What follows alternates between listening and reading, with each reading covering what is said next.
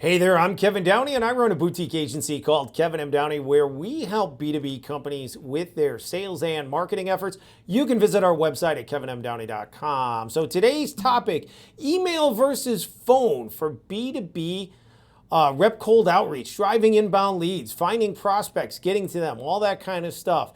No contest, email is going to beat phone all day long, but it does have to be done correctly. So you will get this from some of my other videos. I talk about this a lot. When companies come into me and they've done email before on their own, but they've never really worked with a professional agency like ours, I see too much of they do email very different than they do phone work in terms of the way that they message and the way that they call.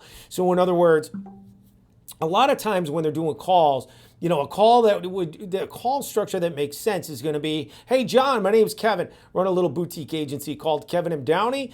This is what we do. Curious if you could use a little help with this. If you can, we can definitely help you out. What I wanted to do is send over a quick summary sheet of our programs along with pricing, and then I'll send my calendar. And if you're interested after you look at it, we can jump on a quick call, right? So that's the structure of what I want to do in a cold call. Now, when we get into a cold call situation, if we get a yes, we're going to send that email, and then I'm going to train a rep to get into a while I have you strategy where they might say, okay, John, I'm sending it over, but while I have you, let me ask you a quick question, because we're going to want to dig in and gather intel and move them further along on the call. So phone work does have that advantage, but the reality is that today it's just so difficult to get people on the phone. We're hearing reps only, if they're doing hardcore phone work, we're only hearing that they're getting 3, 4, 5, 6 decision makers on the phone a day. That simply isn't enough.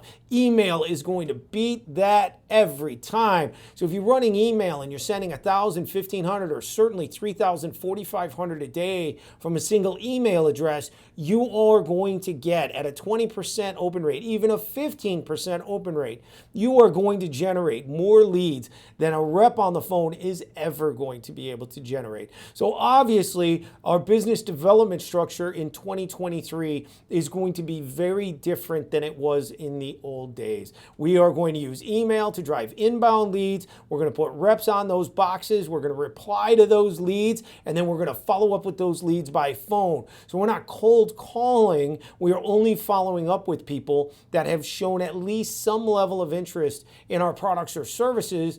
And of course, we have to make sure that they're a decision maker, right? Which when you're targeting employees at bigger companies, that obviously comes into play.